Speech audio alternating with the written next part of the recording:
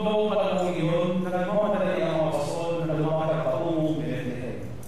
At nakita nila si Maria at Jose at ang sanggol na naghiga sa sasaban.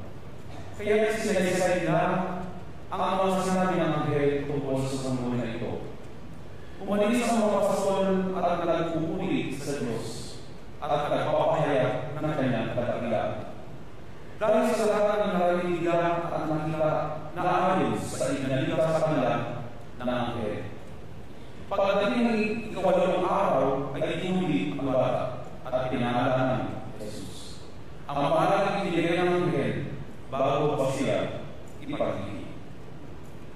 Mga kapatid, ang mabuting balita ng ating kaligtasan. Pinupuri ka lang.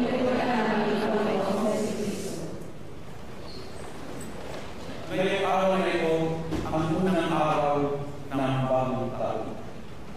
Kung mapapansin natin, kada taon, nag-uumpisa ang ating taon bilang Kristiyano sa pagdiriwang ng dakilang araw ni Maria bilang ina ng Diyos.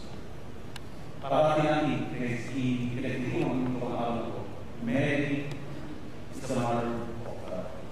Parati kaya, ang dami ng mga araw na pwedeng i-celebrate ang dakilang pagsasahan ng araw ng Maria ng ina ng Diyos para sa unang araw ng bagong taon. At kundi, isa lang, dahil ito sa simbahan, tulad ni Maria, magtiwala tayo sa Panginoon. Itiwala natin itong bagong taon na ito sa pamamagitan ng mga pagkakanina ni Maria sa atin. Dahil sa kanila, ang siyang mag-aakay sa atin sa tamang paraan. Parang na kayo. Hindi kami makalim parang hindi ko alam kung saan kayo nakalagi kagabi. Ako rin, alas 4 ko yung nakatulog. Kasi nagkakawag din kami. Nagkakawag kami hindi sa legislation ko. Sa bahay, mas namin yung kasi may nagawin sa amin na ganito kalaki ang sisili sa bahay. Yung malaki na yan. Pinibigay sa amin, pinibigay na namin sa table kung saan namin malaki. Pagkatapos, nagkakawag kami, 10, 9, 8, kasi lagi mo namin sa hardware. 3, 2, 1, yan po, cheers! Alam mo nila kami, tatlong mari. This is how we celebrate the Italian way, ang aming bagong taon. Diba yan? This is tatlo kami mari. Yan po, tatlo kami. Pagkatapos nun, tulog na. Di ako matulog. Sabi ko, siguro dahil sa iniisip. Then, pagkatapos sabi ko, okay, dahil celebration. Tapos after Christmas, meron tayo celebration yung pakiling yung nasa kahapon. Holy Family. Ayun, Maria naman. Pero, anyway, at least nakapag-program, nakapag-celebrate, then that's it. That is our New Year. Hindi katulad sa Pilipinas, pag New Year, nandun sa labas, may nakapaputo, may mga activities, masaya na yun. Diba? Na-associate para sa atin, pag New Year means countdown. Pagkatapos, may paputok activities. Dahil bilang Asyano, actually, sa amin nagsimula ang activities of firecrackers, yung kultura sa kanya, di ba? They are the one who invented these firecrackers. Then from that, na-associate natin. Kasi, ang magpapaputok, ay yung sinasabi, pagkataluy ng manas. Pagkataluy ng manas. Umalas ang sabang, magpapaputok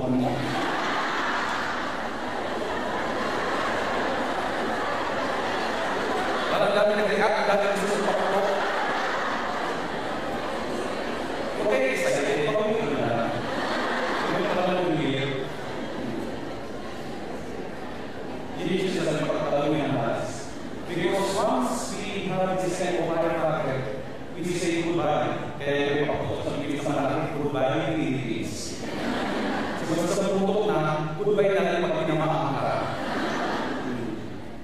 Because we wave goodbye for the last year and we embrace a new year, a new life, a new home. What is the difference of our new year to Chinese New Year? Ayan, diba? Parang sabi nyo, parang medyo hindi ka rin kasi-celebrate ko, may mapapatutin sila, pero pag Chinese New Year, mas masaya. Diba? Hindi ka lang ang hindi sa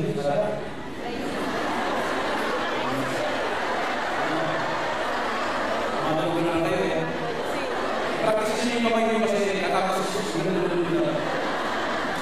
nakasaya ka may nagkasisi ba? At this is the tradition. Ito ba makita mo nakapunta sila? Hindi ko yung mga bata na stress sila. Aside from that, ang nakikita ko sa Chinese New Year meron sila sa kanilang 5 Chon. Meron silang head na only 4 characters on board. But in standard 4 characters, yun yung wish and hopes nila sa tao. It depends your status.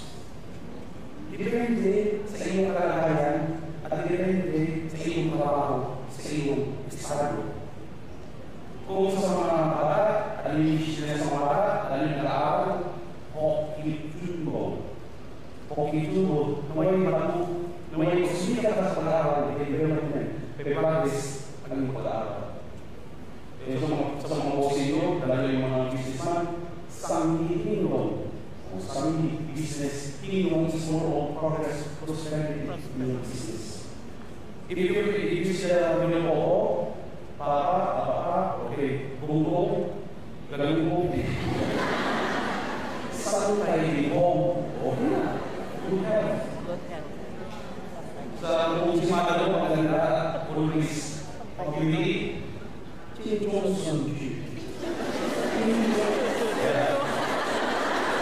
nakakalitin ko sa kayo at nagiging sa mundo.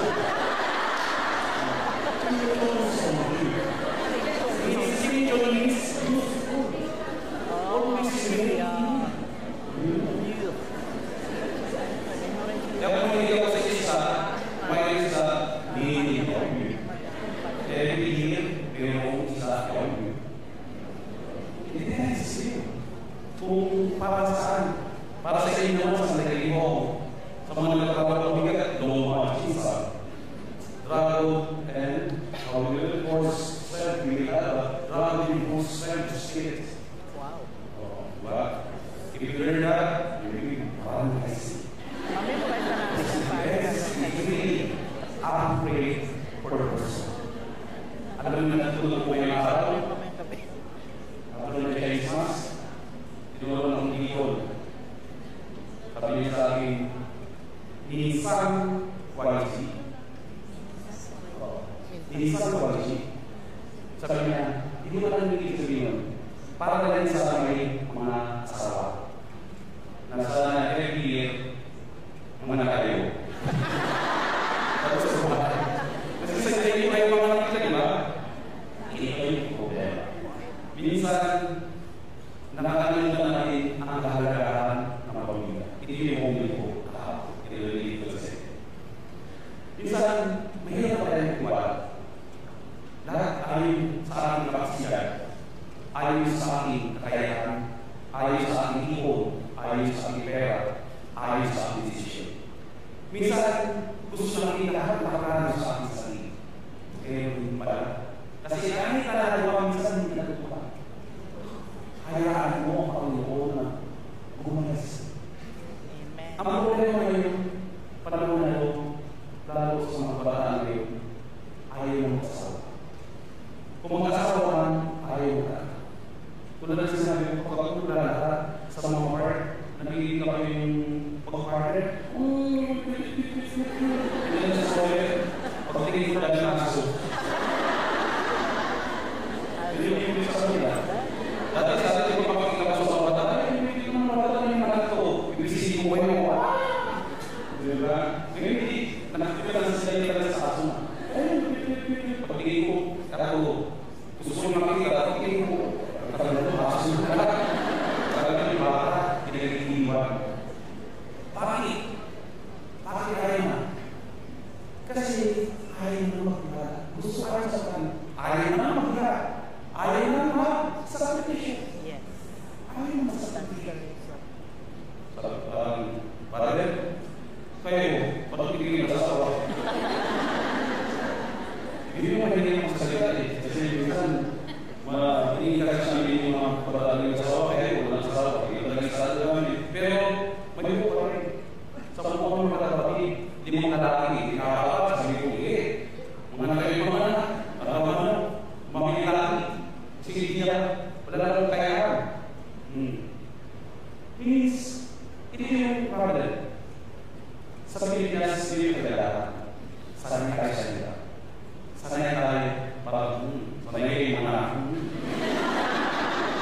proud of you. Pakakulit tayo ng mga bata sa Philippines. Which is what? We produce people, mom and papa. Ano namin pinagdalang kaya sa Philippines? Anong nangyayari sa Japan? Sa Korea? Decrease population. Because ito ang family. Lalo sa nakaka-30, 30s, 50s. Ang masasabi nyo sila kung hindi mo. Mga sa Korea, they need people, they need more migrants. Kasi nabawasan sa population. There is good para sa pagkakaroon ng malaki pamilya. And because of that, we spread faith and the value of a family. Yun. Kasi kung gusto sumahin mo, ayaw mo mag-anak, ayaw mo mag-anak, we can plan the future. It will come as it is. It will come just have faith. Hindi mali kung kami lang kung pala ng magulang ko, na makasampo kami, wala kaya magulang ko na pagkakaroon naman sa buong nakakapit. Mga panahon na yun, mawala na siguro. Wala na hindi kasi sabi mo, wala na hindi pahaman. Wala pang cellphone. Ay, hindi ka kung ba? Pero at least, there's a good effect. May good effect pala kahit mo paano. Nasa nation, na kahit ano may good pero we have also a good effect in the future. Kasi wala, ito yung sinasabi yung katagadahan sa pag-ibig na ng gusto tayo ni Maria na magtiwala din sa Diyos. Kung si Jesus ipapanganak ngayon sa ating generasyon, baka makancel ang plano ng Panginoon. Bakit? Maraming mga kabataan ngayon, lalo sa mga abortion. Hindi pa tapos sa pag-aaral, sa masamang pagkada. 14, 16 na taon, nabuntis. O mainay, palagdag mo na. Dahil hindi mo alam kung sino ang kain mo mga palagdag mo. Sinasabi, maaga na disgrasya. Kung si Maria, napakabaka. Baka sabihin, palagdag mo yan, baka hindi sabihin ng magbudag na. Paano kung mabubuntis? Wala ang relasyon na lalaki. Ganun din, paano kung ayaw niya na lalaki? Palagdag mo yan. There is no such assumption kung ang panahon natin ngayon. Pero, inisip mo siya namin marami. Baka, dalaga, wala kang asawa. Kasi doon nalagay kung bulit siya, walang kaako, papatayin din siya ng kaako. Para tiwala sa Panginoon. Tiwala kung ano ang magiging plano ng Panginoon. Kaya nga minsan nahirap. May mga tayo sa buhay, pero kulang tayo sa pananampalataya. Kahit lalunin niyo ang pag-aaral ng anak niyo, lalunin niyo ang mga requirements sa buhay niyo, kahit may mga nagbahay niyo, kaipunta kayo sa Pilipinas, patuloy kayo mga problema, patuloy kayo maghihindihan sa buhay kung hindi kayo marunong pagbuhay. Kaya nga ito sinasabi, sa pananampalataya, kailangan tumaya. Yun ang sinasabi. Kaya ngayong araw na ito, alalahanin niyo ang buong taon na ito